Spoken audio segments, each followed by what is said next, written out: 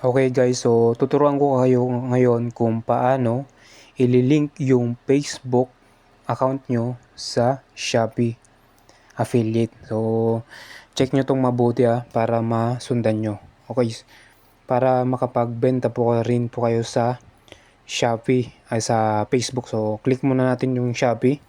Okay, so nakaano naman siguro na lahat, no? Apply na ng Shopee affiliate. Okay, so dito tayo sa ating account. Okay, tayo sa account. Click mo yung affiliate program. Okay, once mo na-click mo, then punta tayo sa account ulit, yung yan, logong tao. Tapos po, click nyo yung settings. Once na punta tayo sa settings, makikita nyo ngayon, click nyo yung promotion platform. Okay, dyan po yung mga social media nyo ililink. So, yung sa akin kasi, na-link ko na guys. So, pag mag-add kayo, i-add nyo lang yan, add promotion platform. Okay? Add nyo yan.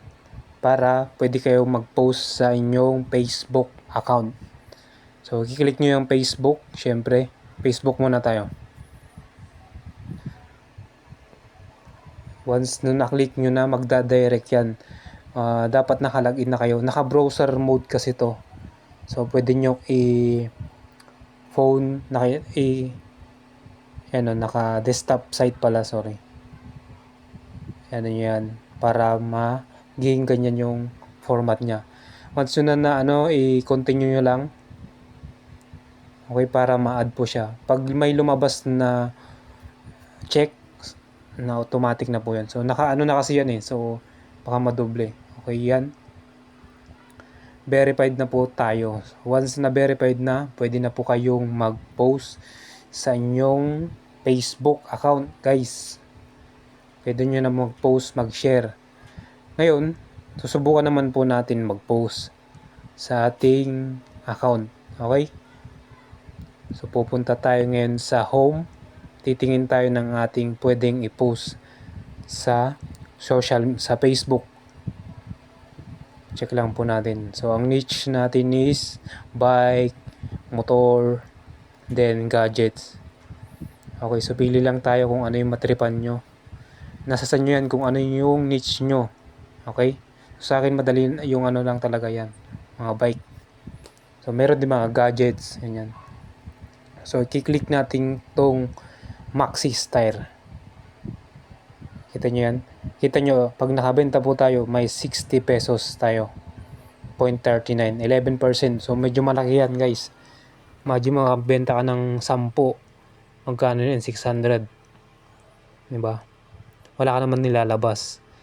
So, paano ba ipopromote to? Okay. So, pwede nyo gayahin itong ginagawa ko. And pwede nyo rin i-share na lang ng kusa. Pero sa akin, nilalagyan ko muna ng picture para makita naman ng mga customer. Okay, screenshot muna natin. Screenshot muna tayo ng magandang picture. Yan. So, medyo nilalamat kasi yung boses ko. Yan, screenshot muna tayo. Yan. Okay. Okay, hanap tayo ng maganda-ganda na picture. Yan po ang diskarte, guys. Pag wala po tayong budget. Siyempre, mas better yung ganyan muna kaysa naman labas ka ng labas. Wala pa naman potential na buyer. Okay, so magastos pag bili ka ng item. Yan po ang ating diskarte. Ngayon, dito tayo sa ating gallery. Okay. So, sundan nyo lang itong ginagawa ko para hindi kayo malito. Okay. Dahan-dahan lang pagsalita ko. Yan. Kinakrap po natin yung picture. Okay, save nyo yan. Then, 4 po yung post natin. Crop nyo. Tanggalin nyo yung mga unnecessary. Tignan nyo. Tanggalin yung mga mga sulat na nandun. Yan. Parang yan Crop nyo lang yung picture. Photographing po ang tawag dito. Okay. Ngayon, 3 na yan. So, isa pa. Bali, 4 po yung ating gagawin. Ganyan. Crop nyo lang. So, okay na. Then, punta tayo ngayon sa Facebook. Sa Shopee pala, Shopee. So, click nyo yung arrow sign sa taas. Lalabas po yung link dyan, copy link, okay? Copy link. Copy nyo yan. Once na nakopy yan, pupunta na tayo ngayon sa ating Facebook kung saan natin na link yung account natin sa Shopee. Okay, para once may nag-click at bumili, mayroon po kayong commission. Baka yung iba kasi share hindi pala nakalink. Hindi po tama yun. Okay, so punta tayo sa group ng bike. Yung medyo active yung mga tao. Ito hindi masyado active. Hanap po tayo ng iba. Okay. Kung ang niche mo is bike, siyempre bike ka rin magpo-post. Ito, medyo active tong mga to kasi may nagko-comment, Air pump PM sa price. For sale. Ito, medyo mahal yung benta niya. Okay, so ang gagawin natin ngayon, dito natin ipopost yung crinap nating picture. Okay? 4 po yun. So, yan. Select natin. Para medyo naman, makuha mo yung attention ng customer. Lagyan mo ng magandang caption o description. Diba? Yung benefits ng item na bibilhin niya. Okay? So, ito ang ginagawa ko. Dati mahirap ako mag-ahon. Okay. So, magaan kasi yung Maxis. Actually, subok ko na yan. Actually, nagbabike din po tayo. So, ano ba yung benefits na makukuha nila sa item mo? Kailangan may ganun na action na kung bibilhin ko ba to, ano ba yung mapapala ko? Parang ganun ba? Diba? Hindi pwedeng share ka na ng share.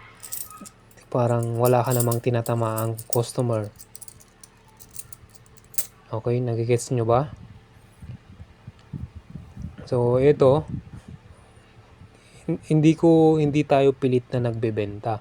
So, parang inaalok natin yung benefits o ano yung may tutulong sa mga client nyo o mga customer nyo once na bumili sila dito.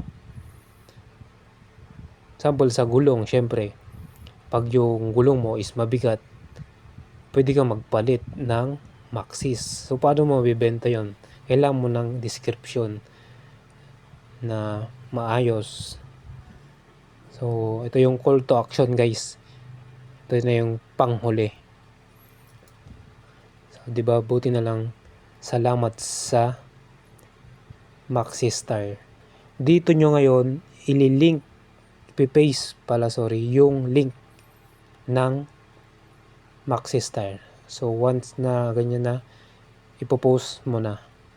Okay? So, waiting. Ito kasi, may admin to. Private group kasi to. So, ano pa yan? For approval. So, pwedeng, i-share nyo sa mga group. Same. Ayan po na post, no? Ay, sorry. Pending pa lang pala.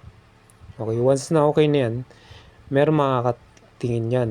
Once na may nag-click, ayun, meron po kayong, kung successful yung order, syempre dun po makakount na may commission po kayo.